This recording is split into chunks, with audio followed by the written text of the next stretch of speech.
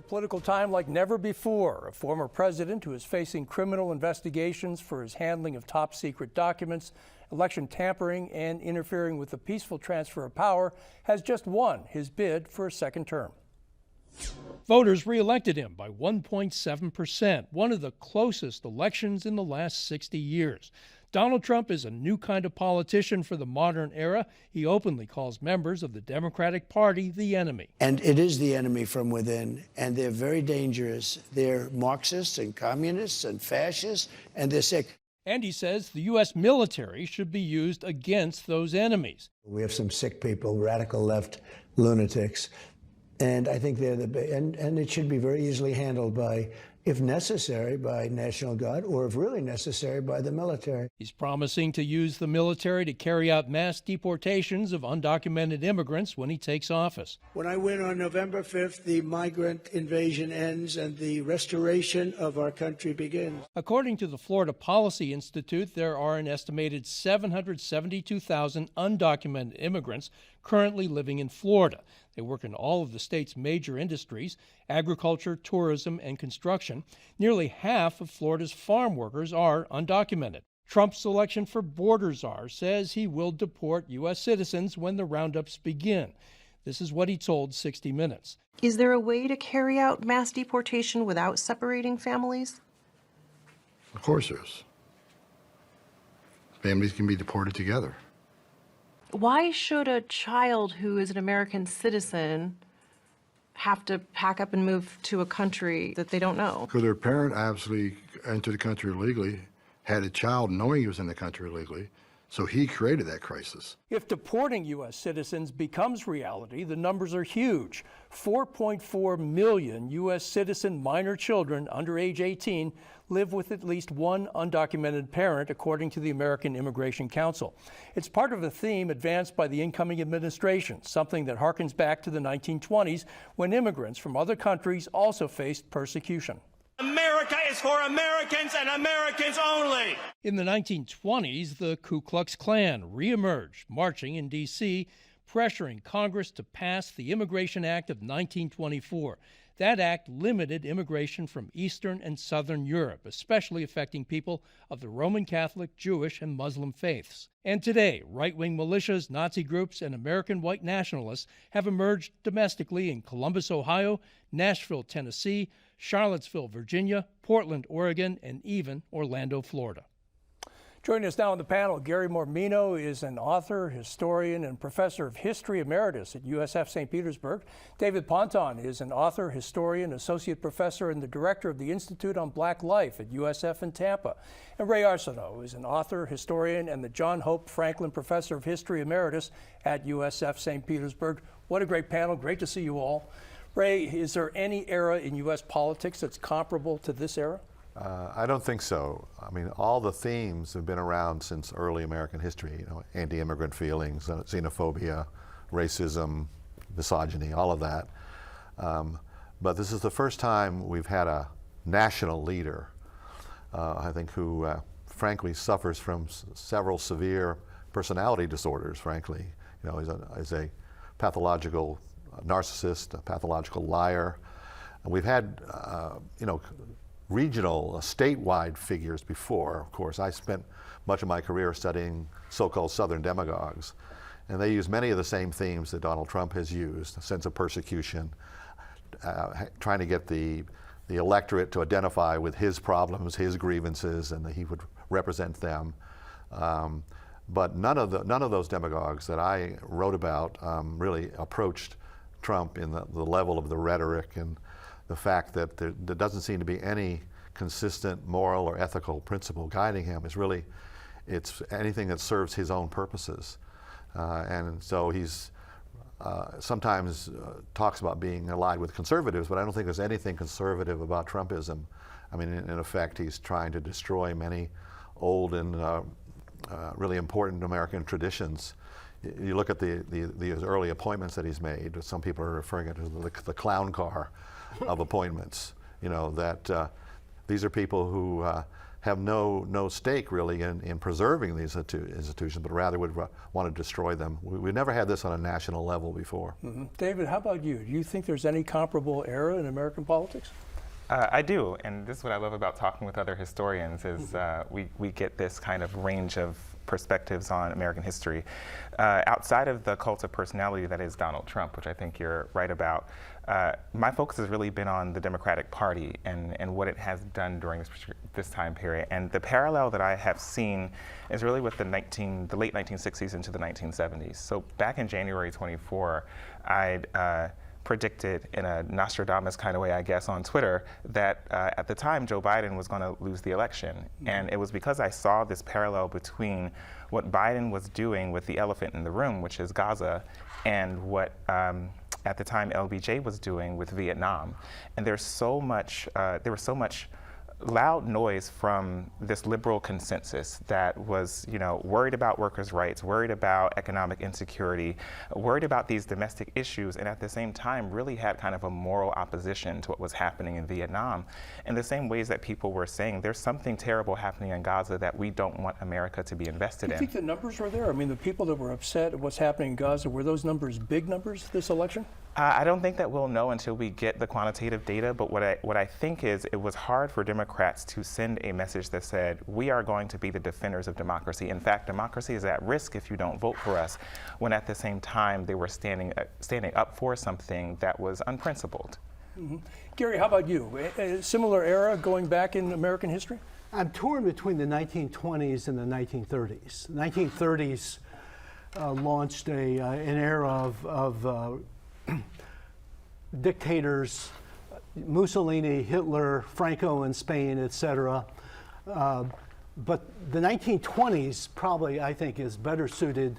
The rise of fundamentalism, religious fundamentalism, the rise of the Ku Klux Klan, anti-immigration, massive immigration restriction for the first time in American history. Yeah, and in the setup piece, I said the Anti-Immigration Act, or the Immigration Act of 1924. Yes. Pretty tough stuff. I mean, the politicians of the time were saying that the best people who should be staying in the country are Anglo-Saxons, and the ones who should be rejected are everybody else. Yeah. Gary, you're an expert on the immigration to Tampa of Cubans, Latinos, Italians, Jewish people, some German immigrants. In the late 1800s, early 1900s, these were foreigners to the people that were living in Tampa. They went to Ybor City to work in the cigar industry in West Tampa. How were they accepted in the late 1800s, early 1900s by the majority population? Well, one easy explanation would be the worst lynching in modern Tampa occurred in 1910 when two Sicilian immigrants were lynched. And postcards were flourishing the next day of showing the lynching there. Ybor City was created in 1886. Massive numbers of Cubans, white and black, by the way, Italians and Spaniards came to create an extraordinary industry, a thriving industry of handmade cigars. Ybor City was originally a separate city in 1886, but Tampa realized it was a gold mine and incorporated it, but there was intense nativism. Were they accepted by the downtown establishment in Tampa? No. As long as they were passive, they tended to strike a lot, and many of them were radicals, bringing their ideologies from the old world, infecting the new world. So there was a great deal of opposition, and that really lasted until World War II. Ray, what do you think go ahead. Well, I just want to say that I think the difference between today and these earlier eras is that now we have a presidential figure who's at the center of this, who's promoting this. Yes. It's akin to what happened, obviously, in Mussolini's Italy and Hitler's Germany and Franco's Spain, but it's never happened in the United States before. I mean, the lunatic fringe, as we used to term it, neo-Nazis and Klansmen and you can see them throughout the last century and a half of American history, but it's never been in the White House before. Calvin Coolidge and Warren G. Harding did not openly promote the kinds of ideas that were associated with the Klan or with the most extreme versions of anti-immigrant feeling, the Johnson Act of 1924, for example. It wasn't centered in a kind of personality, which was setting out to create, again, a kind of cult. That just hasn't happened before. It has happened in individual states. We had Pitchfork Van Tillman in South Carolina and Sidney Katz in Florida, and almost every state had a demagogue like this, but it's never been at the center of American politics. One of those demagogues that emerged at that time in the 60s, late 60s, was George Wallace, former governor of Alabama. That's right. But he never caught on nationally. Well, he did get support in the Midwest, in Wisconsin and Michigan. Of course, he was shot and never recovered after 1972.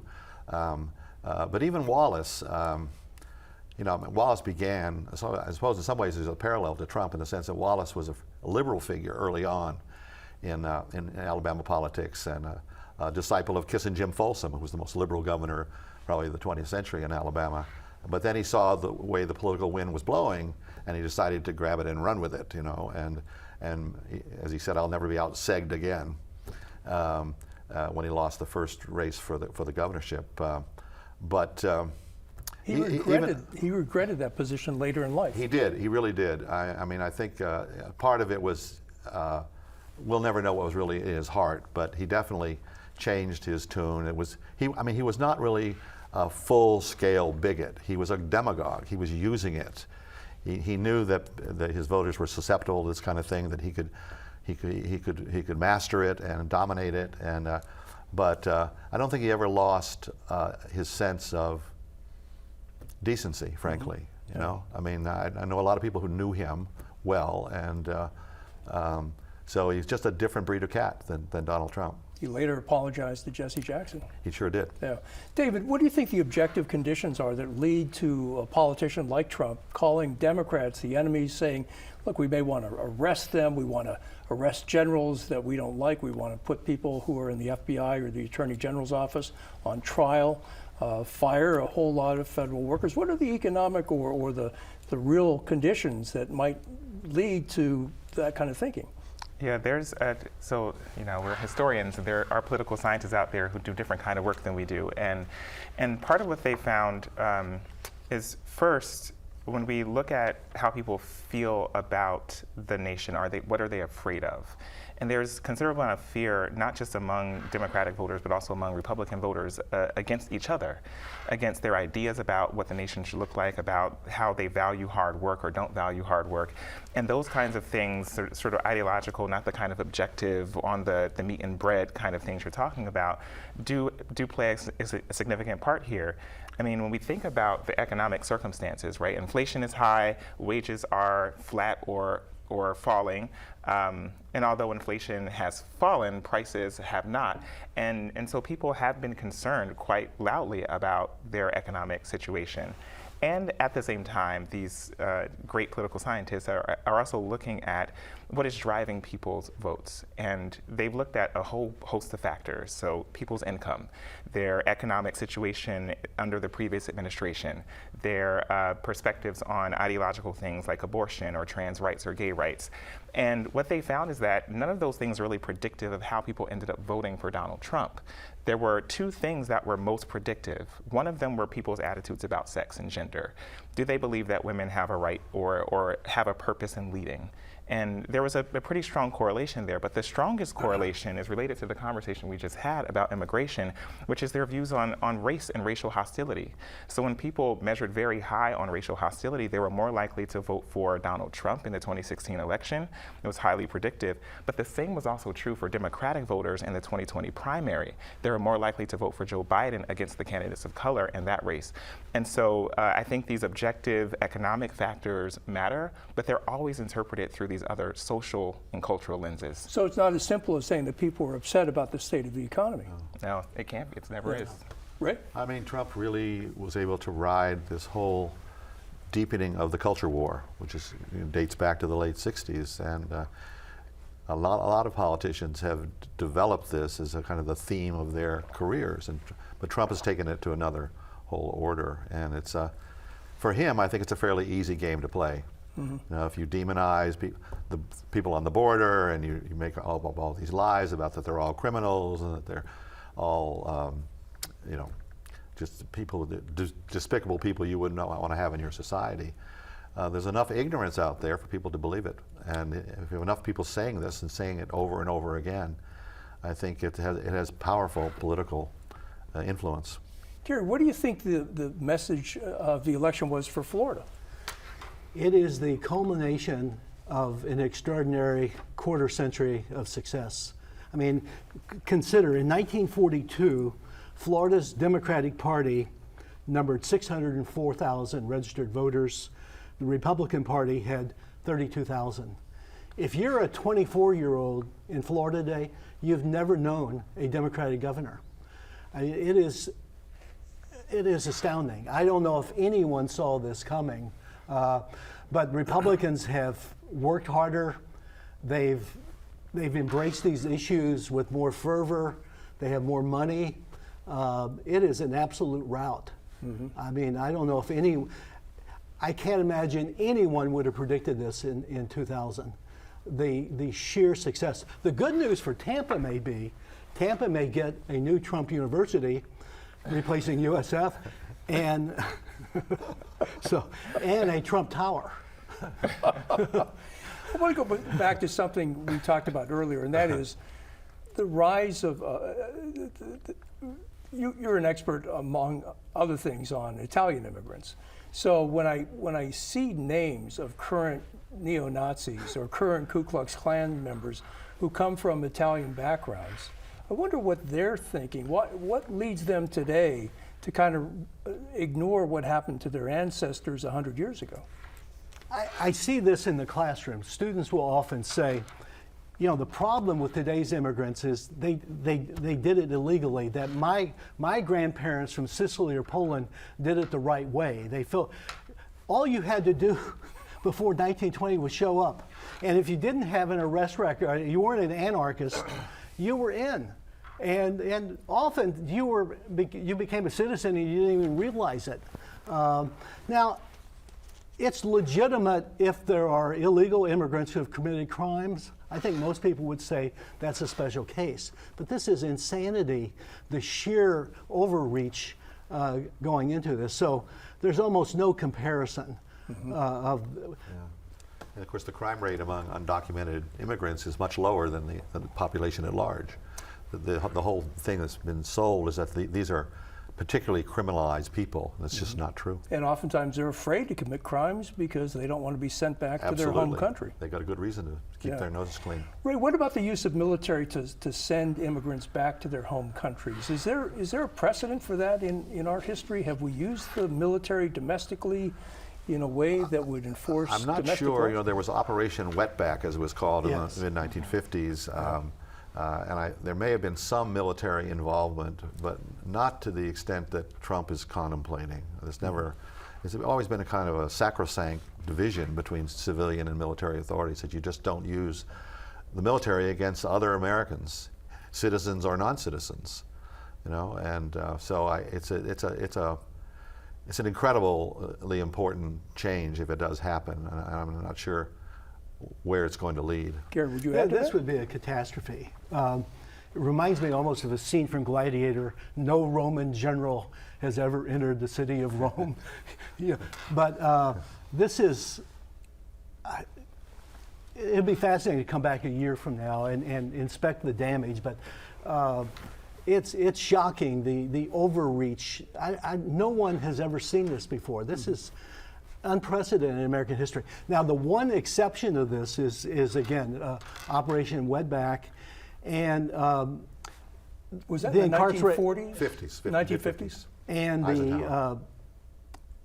the incarceration of Japanese Americans in World War II. Although the difference was most of them were citizens. We were deporting citizens, which we may also be doing again. Yeah. So this is of course, the Japanese were not deported.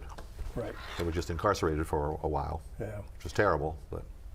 David, what is there a possibility that this is just rhetoric being used by President Trump and his supporters to scare people or to fire up his base to win the election, that he doesn't have any intention to carry out the use of the military, the rounding up of immigrants, the arrests of political opponents, or going after people in the so-called deep state that work for the FBI or the Justice Department.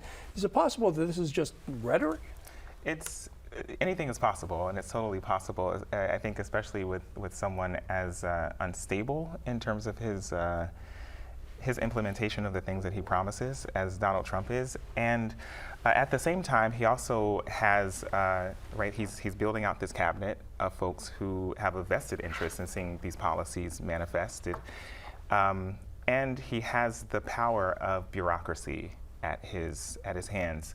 And what that means is he can say a thing and require a thing. And the reality is that there are people who need to hold on to their jobs who will carry the thing out. I mean, we see it happening here in the state of Florida with higher education, this Senate Bill 266, which is requiring a great deal of changes in how we are allowed to educate students in public universities.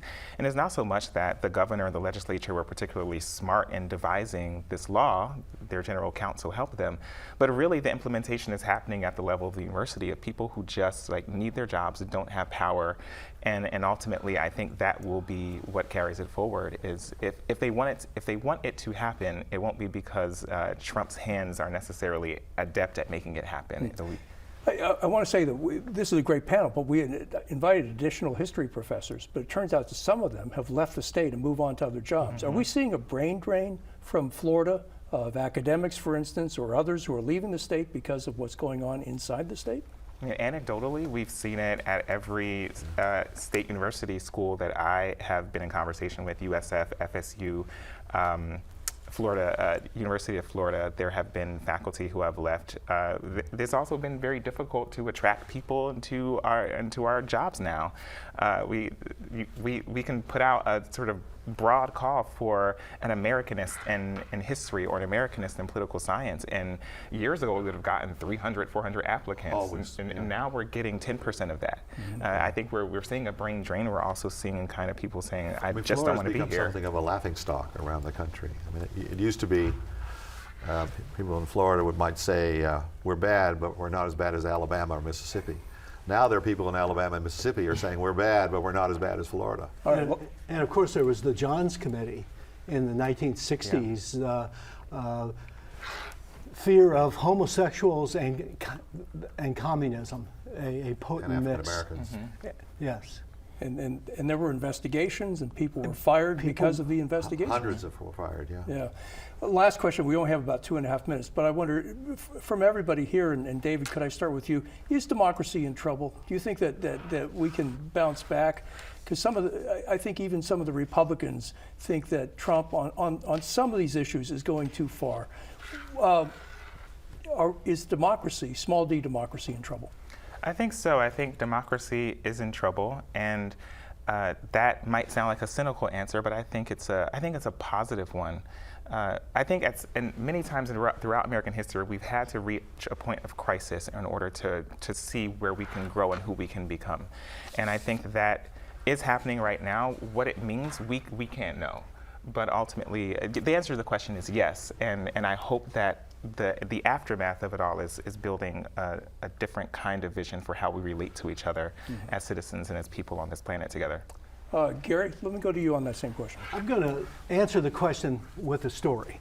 So in 1980, I interviewed Nina Tagliorina Ferlita and asked her about her immigration experience. And she replied, imagine a 14-year-old girl disrobing in front of adults. They threw on us all kinds of disinfectant. I still smell it today. But the minute I saw the Statue of Liberty, I left everything behind. It was like stepping on ice, and by the time you're on the other side, it's melted. That is the immigration experience in a story, and we should think about the sacrifices of the immigrants and put things in perspective today. Ray, we have a minute. Is democracy in trouble? I think it is, and I hope I'm wrong, of course. I keep trying to be optimistic, but I think it has to do with this attack on constitutional law and the Constitution. I mean, I think that the elemental aspect of Trumpism is that the end justifies the means. that the reason we have constitutional law is that we don't want to be enticed into taking shortcuts, moral shortcuts, ethical shortcuts. We have to abide by these time-worn principles. And I think if Trump is able to get away with a lot of this, that sort of winnowing down the constitutional basis of American society, I think it's going to be very difficult to get it back. I think nothing's permanent. That's something history teaches us, but it's going to be extremely difficult because people are these days are kind of result oriented, kind of the bottom line. They don't really often care as much about the process, like due process, and I think once we lose due process, we're in very deep trouble.